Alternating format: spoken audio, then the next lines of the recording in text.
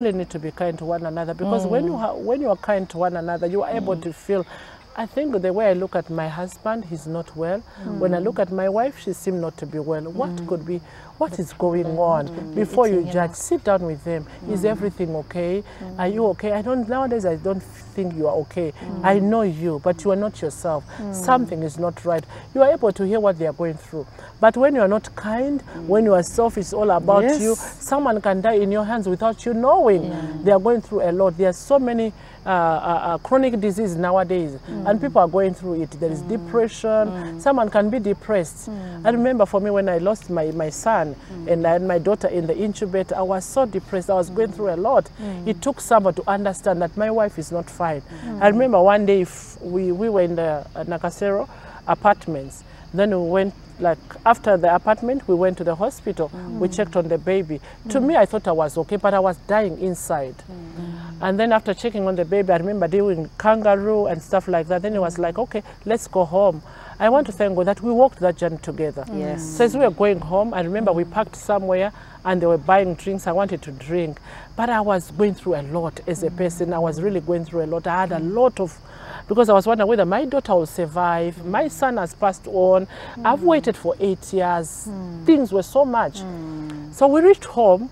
Instead of me eating, I tried to eat and I ended up throwing out.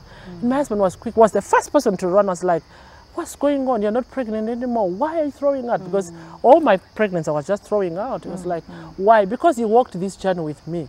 So he had to call the doctor, please rush home. I don't think my wife is okay. Truth be told, I was rushed in the hospital and the doctors are like, she's depressed. She really needs a counselor. She's depressed. She's going through a lot. So they had to counsel me. They had to sit down. But imagine if we were at a distance, we are not together. I wouldn't know that I need to go in the hospital and I need a medical attention. But it took somebody who was part of the journey, knowing that you are not alone in this journey. So we need to be kind to one another. Marriage is not a bed of roses. There can be challenges here and there. You can marry someone who is so fit today, but tomorrow health-wise, challenges come in and you need to stand with that person. So we need to be very intentional about it and be kind. Kindness pays. It might not be healthy issues, it might be financial issues. You know, it might be family issues, maybe it's family. And for you to say, I don't want, like Pastor saying, I don't want to know. You don't want to know. You don't want to know today, you would want to know tomorrow. Because this person is part of you. And lastly, I would say that as much as we love our children, let's not allow children to separate us. This goes to women. Most women after marriage, getting married, we bond so much with our children. Love language that we need to have, knowing we can only know each other when we bond. Do we have a bond? Have we bonded? But sometimes we bond when we are still in a relationship. And when we get married the first year, because there's no baby, once the baby comes in, we separate ourselves. The first baby comes in, we put in the middle. The second baby in the middle. The more we are putting babies in the middle, the gap is being created. You're growing apart. We are growing apart. Before, I know we are closing. Before we know, there is a big gap between us. And we are bonded so much with our children. And we become strangers. And Pastor, these children will go. And children will go. And when they don't go, you are the one to pray as a mother. My children should get married. They should go in their homes. When they go, you start to live together, lonely. But you are two people in the house, but you are very lonely. You start to go, bring the grandchildren. They say, nowadays we don't give our children.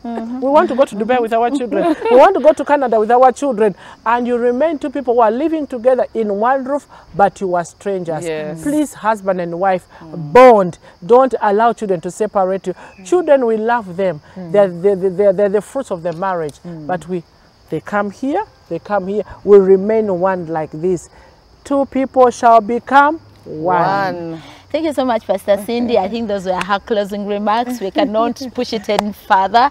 Let me hear just one or two words from Pastor Florence as her closing remarks about knowing your spouse and the love languages. It has been a lot. Everything has been put together, but it is well. Yes, please. And I think all marriages can attach to this experience where you go home. Now, if I go to Mr. Sally's house, I don't want to stay. It's like I'm a stranger, but the rooms are all empty. I'm trying to build on what Pastor has shared. They're just there lonely. It's two of them again. It's just the two of them. But one time home was the best, you know. I never wanted to leave. So I want to encourage you, please, be intentional. love your friend. You chose them from many. Yes, there are many wonderful people, but that is your one person. Love them and do whatever it takes to see that you bond and get together. For how can you move the long journey when you disagree?